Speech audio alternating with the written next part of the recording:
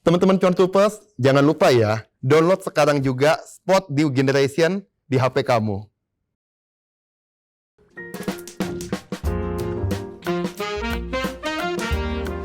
Halo teman-teman cuan Troopers, kembali lagi bersama dengan saya Henry dari Sukor Sekuritas. Teman-teman, hari ini kita akan coba bahas ya, ada beberapa fenomena menarik di minggu lalu yang penting sekali buat kita bahas supaya teman-teman tahu track dari ekonomi kita ke depannya apakah bagus ataukah ini data yang buruk. Nah sekarang, kita bahas dulu di hari Senin di minggu lalu. Kalau teman-teman perhatiin, di Senin di minggu lalu, itu berita yang paling banyak muncul di berbagai berita ekonomi itu adalah tentang neraca perdagangan kita. Neraca perdagangan kita surplus 1,96 miliar dolar. Nah teman-teman, kalau misalnya neraca perdagangan kita surplus, berarti kan jumlah dolar tambah banyak. Kalau jumlah dolar tambah banyak, otomatis rupiah jadi nilainya menguat. Ya, karena harga dolar jadi makin murah karena jumlah dolar kan makin banyak yang masuk. Nah, itulah yang akan membuat rupiah sebenarnya lebih stabil dan lebih kuat. Dan apa akibatnya kalau rupiah stabil dan lebih kuat kursnya? Maka yang terjadi adalah investor asing akan makin nyaman masuk di Indonesia. Karena dia nggak ada resiko kurs. Coba kamu bayangin, misalnya investor asing, dia beli saham di Indonesia, sahamnya untung cuma 5%. Tapi waktu dijual, dia udah untung 5%, dia pengen beli dolar lagi, dia pengen bawa pulang ke negaranya, dolarnya udah menguat harganya 10%. Kan rugi investor asingnya. Ya, sahamnya untung 5%, tapi resiko kursnya 10% ruginya. Akhirnya investor asingnya rugi. Nah, makanya teman-teman, kalau rupiah menguat, ini akan memancing investor asing juga akan makin banyak masuk ke kita. Karena berarti rupiah akan makin menguat. Nah, itu data yang bagus buat kita. Ditambah lagi, ternyata ekspor kita itu naik 3 bulan berturut-turut. Bahkan kemarin terakhir ekspor kita itu mengalami peningkatan 12,24%. Double digit. Dan ini adalah angka yang bagus banget teman-teman. Kalau ekspor kita meningkat segini tajam. Dan kalau teman-teman perhatiin, apa yang paling banyak diekspor? Ternyata yang paling banyak diekspor ini sekarang adalah batu bara dan CPO. Nah ini nanti pengaruhnya bagus banget tuh ke sektor batu bara dan CPO ya.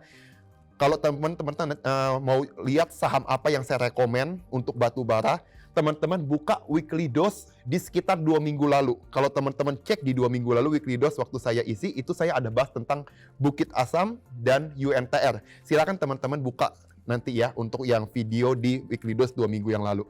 Nah teman-teman, data berikutnya di hari Kamis, data yang sangat mengembirakan kita adalah Bank Indonesia ternyata benar seperti yang diharapkan menurunkan suku bunga 0,25%. Jadi sekarang suku bunga yang awalnya 3,75 sekarang jadi 3,5%.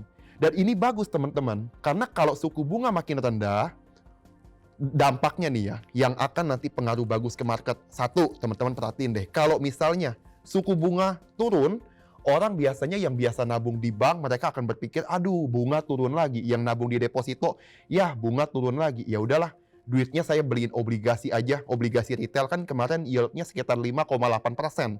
Ya udahlah, masuk aja di obligasi. Tapi kalau banyak orang masuk ke obligasi, masalahnya adalah ketika obligasi itu kelebihan permintaan, harga obligasi naik. Dan kalau harga obligasi naik, ya bunganya jadi makin kecil dong. Karena kan kita belinya lebih mahal. Jadi bunga yang kita dapat ya makin kecil secara persentase. Nah itulah kenapa kalau sampai nanti obligasi negara yieldnya juga turun, itu bagus buat perusahaan-perusahaan di luar yang perusahaan-perusahaan kita, emiten-emiten kita. Nanti ke depannya kalau mereka nerbitin obligasi, obligasinya pun bisa lebih murah bunganya. Karena selisihnya kan dibandingin sama suku bunga obligasi retail yang punya negara. Nah, tapi kalau yang negaranya juga turun, ya otomatis yang swasta juga turun bunganya. Jadi dampaknya tentu dalam jangka panjang bagus. Tapi kalau kita berharap bunga kredit cepat nggak ya ke Henry turunnya? Biasanya sih enggak. Kalau bunga tabungan kamu, bunga deposito, turunnya cepat. Biasanya itu memang begitu ya, bunga akan makin cepat turunnya. Tapi kalau bunga kredit, biasanya adjustment-nya butuh waktu teman-teman. Nah, jadi teman-teman kalau lihat di situ, bunga turun, ini adalah satu potensi yang bagus juga ya buat beberapa sektor. Nanti di rekomendasi akan saya bahas saham-saham apa yang diuntungkan dari penurunan suku bunga. Yang ketiga, data yang bagus banget ternyata kurva COVID di Indonesia ini semakin membaik. Dalam 2 minggu terakhir, kalau teman-teman perhatiin, hanya pernah 1 hari kita ngalamin kasus kenaikan COVID itu di atas 10.000 kasus, yaitu di tanggal 16 Februari. Sisanya selalu di bawah 10.000 kasus. Berarti langkah pemerintah untuk juga, dan kita ya, kita semua bersama-sama sedang berjuang saat ini untuk menjaga protokol kesehatan, terbukti berhasil. Karena memang ternyata kurva COVID-nya makin turun. Dan ketersediaan utilisasi di Wisma Atlet, data menunjukkan sekarang tinggal 50%. Padahal beberapa bulan yang lalu saya sempat baca Wisma Atlet itu udah 80% lebih penuhnya. Sekarang udah tinggal 50%. Jadi teman-teman, ini adalah data yang bagus banget ya buat market kita. Berarti memang udah mulai bisa dikendalikan. Ya semoga kedepannya akan semakin turun ya kurva COVID-nya. Nah jadi neraca dagangnya oke, bunga turun juga memberikan stimulus buat market. Ketiga, kurva COVID-nya pun sudah membaik. Ini akan jadi katalis positif untuk market kita bisa punya power untuk naik lebih tinggi lagi. Nah sekarang teman-teman, kalau kita update ya di data di market kemarin, di sekitar minggu lalu, IHSG ternyata sepanjang 1 minggu hanya naik 0,15%. Ditutup di 6.231. Teman-teman, tentu teman-teman ada mungkin yang bertanya-tanya, kok bisa ya suku bunga turun? Ini kan stimulus bagus, biasanya market naik. Kenapa kok IHSG justru naiknya tipis banget, 0,15% di 6.231? Teman-teman, ini biasanya jangka pendek. Kenapa bisa seperti ini? Teman-teman bayangin.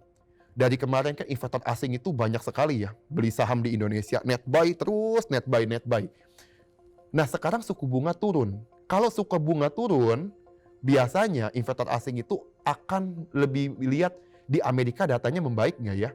Kalau data di Amerika ekonominya membaik, di Indonesia bunganya makin turun, obligasinya makin turun bunganya, ya investor asingnya nggak tertarik.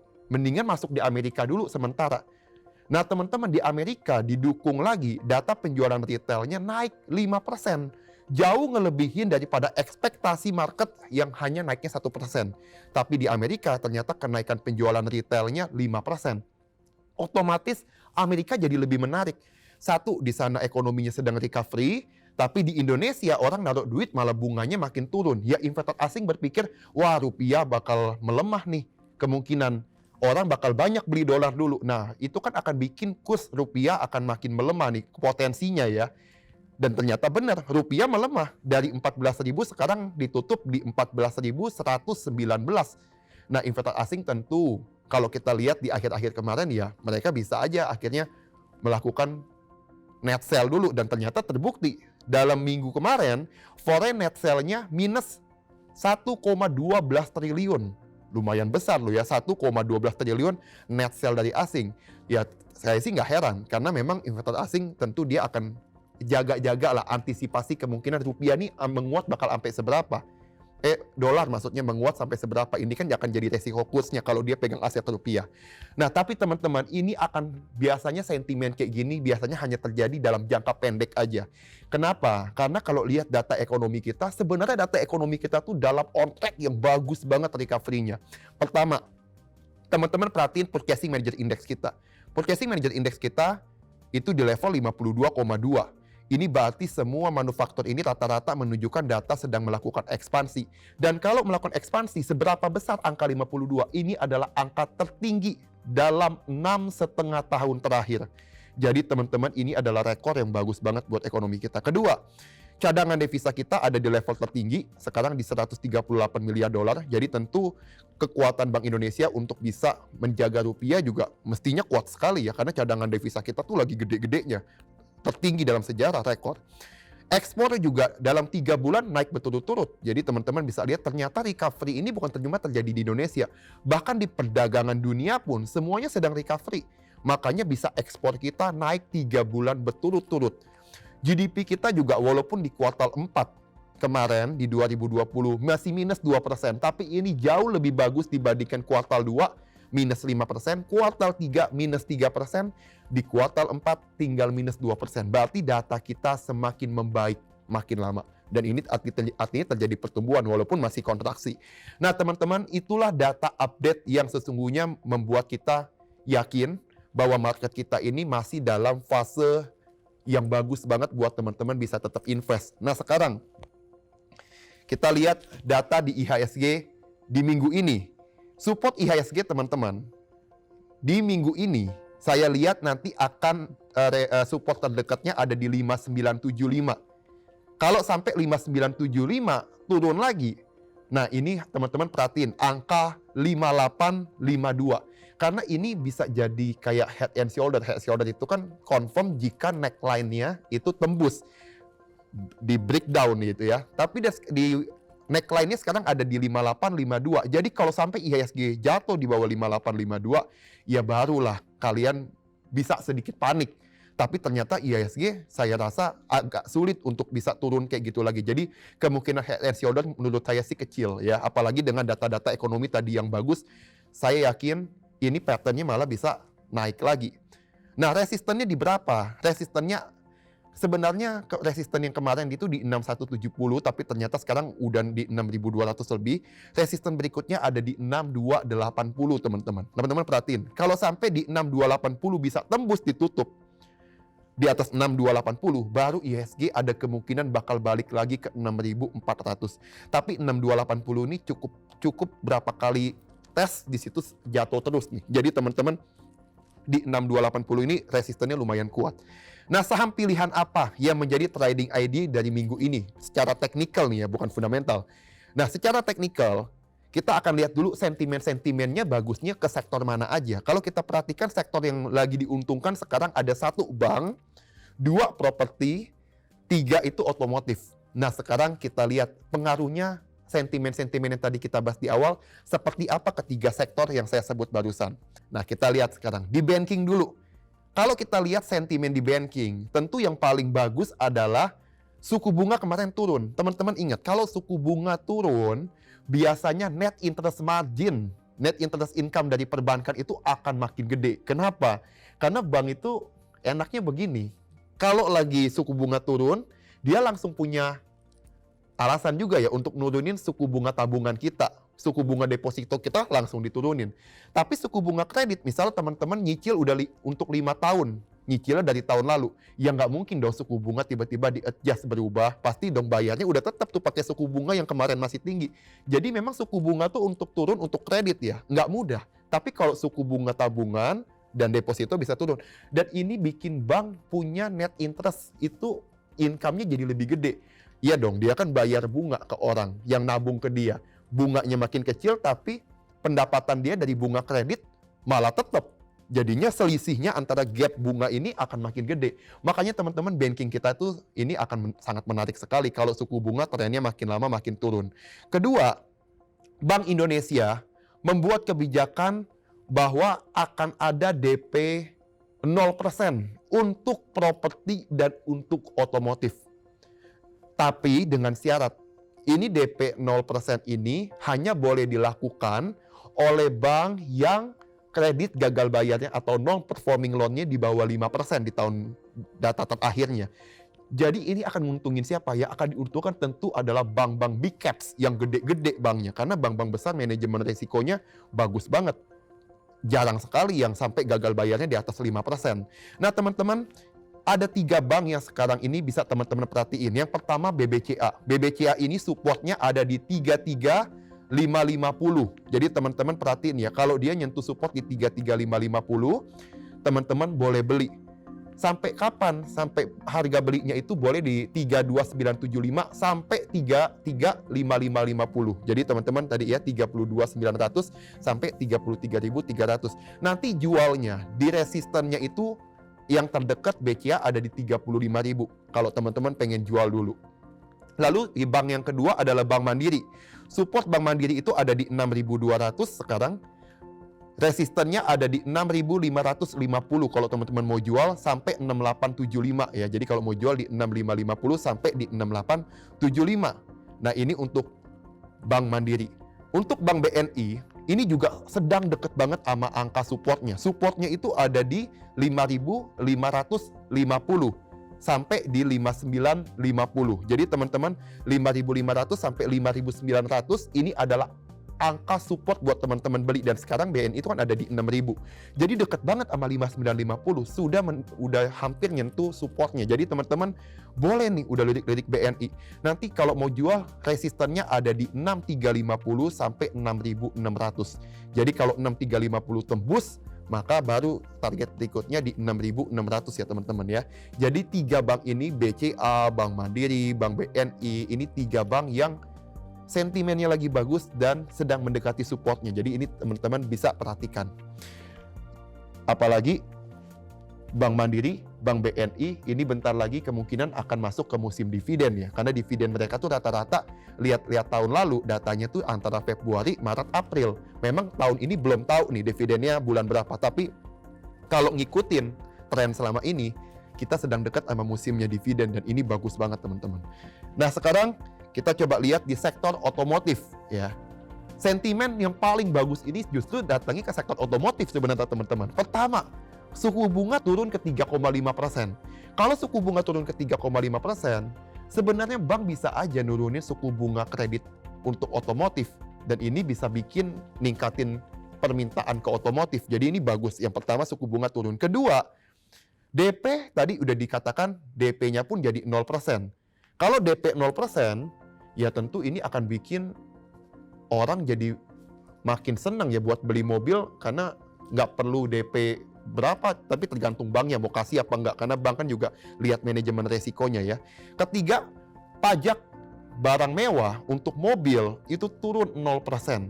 Dan teman-teman, mobil itu yang turun-turun ini yang nggak semua mobil ya. Yang paling banyak turun ini adalah 2 komponennya. Satu, yang di bawah 1500 cc. Kedua, yang komponen lokalnya di atas 70%. Dan siapa yang diuntungkan kalau 2 ini terjadi? Yang paling diuntungkan ya salah satunya Astra International. Astra International memang kalau kita lihat Kak Henry, tapi kan data penjualan kendaraan di bulan Januari masih turun 34%. Betul, justru itulah kenapa stimulus ini tiga-tiganya terjadi dalam waktu yang bersamaan. Ini luar biasa loh. Udah bunga 0%, DP bisa 0%, pajak barang mewah pun dipotong 0% dari bulan Maret sampai Mei ya. Maret sampai Mei itu bunga pajak barang mewahnya bisa 0%. Jadi teman-teman, Astra kalau teman-teman mau lihat ini juga sedang menarik banget. Supportnya ada di 5.500 sampai 5.675 kalau teman-teman mau beli Astra. Resistennya ada di 6.000 sampai 6.250 kalau teman-teman pengen jual, jadi di 6.000 sampai 6.250. Lalu sektor kedua di otomotif yang sedang mendekati supportnya ada auto. Ya sama-sama grup Astra juga. Auto supportnya itu ada di 1.000 sampai 915 kalau teman-teman pengen beli sekarang. Resistennya untuk jual itu bisa juga teman-teman lihat di 1.075 sampai 1.115. Itu harga kalau teman-teman pengen jual saham auto. Nah sekarang jadi ada Astra, ada auto yang jadi insight buat teman-teman.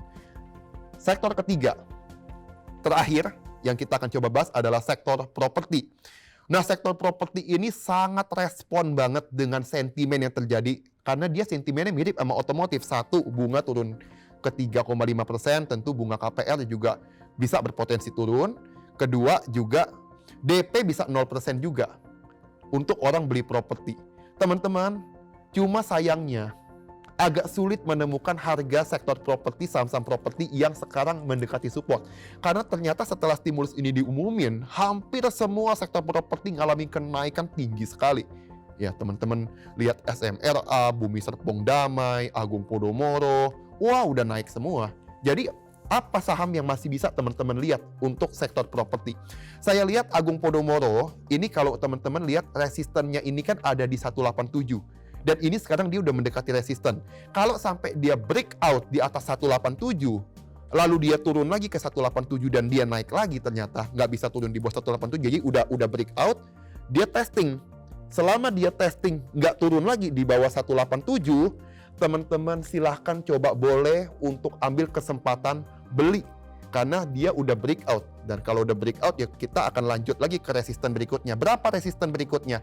Resisten berikutnya Agung Podomoro APLN ada di Rp209. Nah teman-teman, jadi itulah insight untuk sektor properti. Kalau Agung Podomoro ternyata habis beli 187, cut loss-nya di mana? cut loss-nya itu nanti kalau teman-teman ngerasa kok dia turun, itu cut loss-nya selama dia belum turun di bawah 175, teman-teman sebenarnya masih nggak apa-apa pegang. Tapi kalau dia turun di bawah 175 ya teman-teman exit aja dulu ya. Nah tapi ingat, ini adalah buy on breakout. Memang agak lebih beresiko, tapi ada potensi karena dia sudah dekat. Tinggal kita lihat apakah dia setelah dia tembus kuat, resisten yang jadi support baru ini, dia bisa ke 209 apa enggak. Nah itu teman-teman insight untuk sektor properti dari Agung Podomoro. Teman-teman, demikianlah rekomendasi dari Stock Weekly Dose minggu ini. Semoga teman-teman tetap cuan semuanya, tetap jaga protokol kesehatan. God bless you all.